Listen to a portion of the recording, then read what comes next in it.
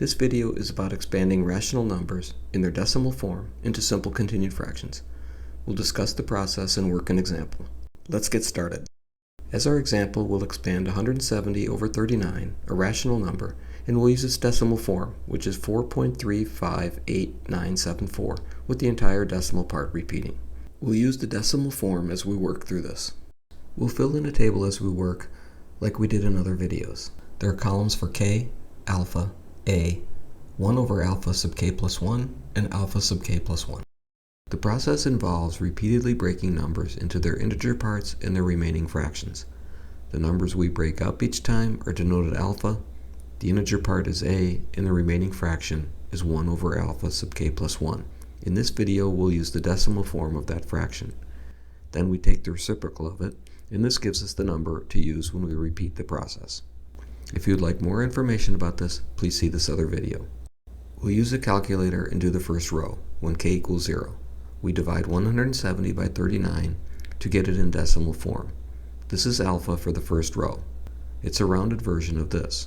The calculator actually maintains more digits, but it still has to be rounded because it can't be an entire repeating decimal. The nice thing about working with decimals is we see the integer parts and the fraction parts directly. The integer part is what's before the decimal point, it's 4 in this case, and the remaining fraction is what comes after the decimal point. It's all this. We could enter the entire number in the column for alpha, but instead, let's just go ahead and enter the integer and the remaining fraction directly into their columns in the first row. A is 4, and 1 over alpha sub k plus 1, the remaining fraction, is this. Approximately, because it's rounded. Now we need the reciprocal of the fraction part, so we'll subtract 4, leaving us with just the remaining fraction, and take the reciprocal of it. Here's what we get. We could write the entire number in this column, but once again, we already see a in the remaining fraction, so we'll just write them into their places in the second row, when k equals 1. A equals 2, and the remaining fraction is this. As we continue, we'll keep omitting the columns for alpha and for alpha k plus 1. Sometimes these columns are useful, but not when we're working with decimals. We really do have each alpha though. You can think of it like this. These two columns add up to alpha. By the way, the values we get in this column, the column for a, will be our simple continued fraction. Let's go ahead and do a couple of more rows. To get what we need for the row when k equals 2, we subtract the integer part of our current number and take the reciprocal. The integer part is 1, and this is the fraction part.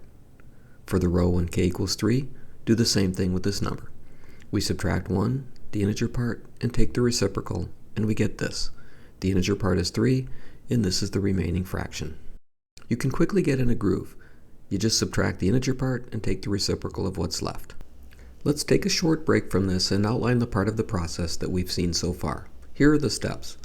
First, record a sub k, the integer part of alpha sub k, the number we're breaking into the integer and the fraction parts.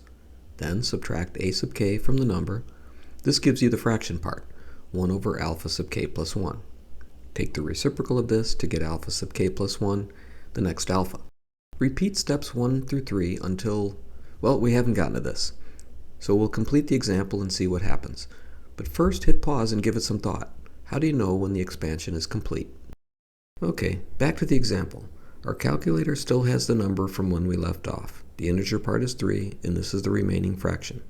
To keep going, we subtract 3 and take the reciprocal. In the next row, a is 1, and the fraction part is 0.5. Subtract 1, take the reciprocal, and we get 2. Now, there's no fraction part displayed. When there's no fraction part, it signals the expansion of a rational number is complete. But you have to be careful when you're using decimals. The calculator is only showing a 2, with nothing after the decimal, but if we keep following the process and subtract 2, the result is 8.4 times 10 to the minus 32. Close to 0 maybe, but not 0.